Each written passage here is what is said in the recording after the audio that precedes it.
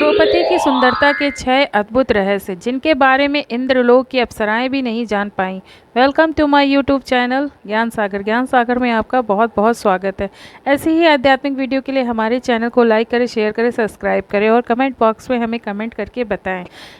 दोस्तों, आपके इस तरह बताने से हमें थोड़ा सा सपोर्ट मिलता है और हम आपके लिए अच्छे अच्छे वीडियो लाना चाहते हैं। द्रौपदी की सुंदरता की विशेषताएं। महाभारत में द्रौपदी केवल 5 पांडवों की पत्नी ही नहीं थी, बल्कि उनमें कई ऐसी विशेषताएं थीं जिनके बारे में इंद्रलोक की अप्सराएं भी चर्चा किया करती थी। द्रौपदी इतनी सुंदर थी कि उन्हें देखते ही कोई भी उनके मनमोहक नैन नक्श पर मोहित हो जाता था। इसके अलावा भी द्रौपदी की निर्भीकता, साहस और जैसे गुण उन्हें खास बनाते थे। आइए विस्तार से जानते हैं द्रौपदी की सुंदरता के 6 रहस्य। महाभारत में द्रौपदी की जन्म कथा और उनके व्यक्तित्व का उल्लेख मिलता है। महाभारत कथा के अनुसार द्रौपदी का जन्म यज्ञ में से हुआ था, इसलिए द्रौपदी का नाम यज्ञसेनी रखा गया। वहीं पांचाल के राजा द्रुपद की पुत्री होने के कारण यज्ञसेनी को द्रौपदी पंचाली भी कहा गया। सांवले रंग की वजह से द्रौपदी का एक नाम कृष्णा भी रखा था। यज्ञसेनी को द्रौपदी नाम से प्रसिद्धि मिली, लेकिन द्रौपदी के व्यक्तित्व की बात करें तो द्रौपदी केवल पांडवों की पत्नी या फिर राजा द्रुपद की पुत्री के रूप में ही सीमित नहीं थी, बल्कि उनके स्वभाव में ऐसे कई विशेषताएं थीं जिनके बारे में आज भी बातें की जाती हैं। द्रौपदी की कई विशेषताओं में उनकी सुंदरता भी शामिल थी। महाभारत की कहानी के अनुसार द्रौपदी की सुंदरता के बारे में इंद्रलोक की अप्सराएं भी चर्चा किया करती थीं, लेकिन वे भी द्रौपदी की सुंदरता के रहस्य को नहीं जान पाती थीं। आइए जानते हैं कि द्रौपदी की सुंदरता की विशेषताएं। अग्नि में जन्मी द्रौपदी के चेहरे पर था अद्भुत तेज।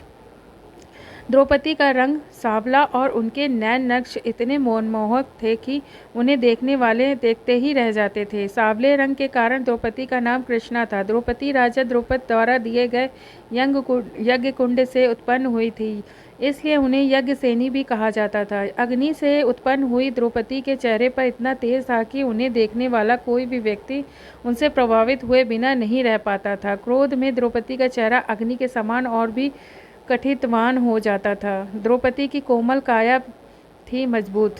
महाभारत की कहानी के अनुसार द्रौपदी की काया सुंदर और कोमल थी। उनकी त्वचा किसी शिशु के समान कोमल थी, लेकिन जब द्रौपदी का क्रोध आता था या फिर बल की आवश्यकता होती थी तो कोमल द्रौपदी कठोर मांसपेशियों वाली यज्ञसेनी बन जाया करती थी। द्रौपदी को देवी काली का रूप भी माना जाता है। द्रौपदी के मनमोहक नैन नक्श उन्हें और भी सुंदर बनाते थे। द्रौपदी फिर से कौमार्य प्राप्त कर लेती थी। द्रौपदी महर्षि वेद व्यास ने द्रौपदी को कौमार का वरदान दिया था। इसका अर्थ यह था कि द्रौपदी का शरीर हमेशा 16 वर्ष की कन्या की तरह ही नजर आता था। द्रौपदी जब भी एक पति से दूसरे पति के पास जाती तो वापस अपना कुमार प्राप्त कर लेती थी। इस कारण से द्रौपदी का पंचकन्या में शामिल किया जाता है। इंद्रलोक की अप्सराएं भी द्रौपदी की चर्चा किया करती थी। द्रौपदी के शरीर से निकलती रहती थी मादक सुगंध।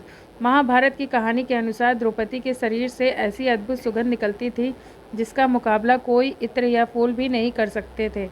द्रौपदी जहाँ से भी गुजरती थी वहाँ एक अद्भुत सी सुगंध छोड़ जाती थी। ऐसी सुगंध किसी भी फूल या फिर किसी अन्य चीज में से नहीं आती थी। इस सुगंध से लोग द्रौपदी के प्रति मोहित हो जाते थे। वैचारिक रूप से आधुनिक थी।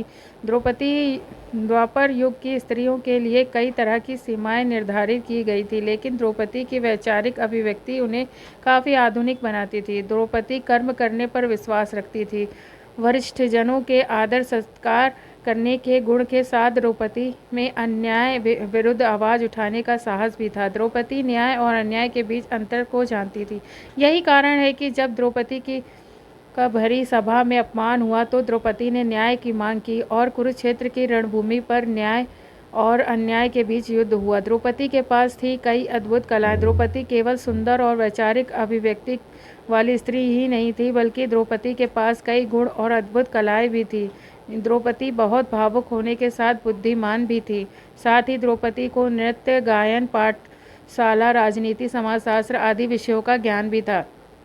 द्रौपदी जीवन के विपरीत समय में भी सकारात्मक रहने का प्रयास करती थी। जैसे पंचाल नरेश की पुत्री द्रौपदी विपरीत समय में वन में संघर्ष करती रही, लेकिन उन्होंने कभी कर्म करना नहीं छोड़ा और हिम्मत नहीं हारी। धन्यवाद दोस्तों। अगर आपको ये कहानी पसंद आई हो तो अपने जीवन में इसे शामिल करें।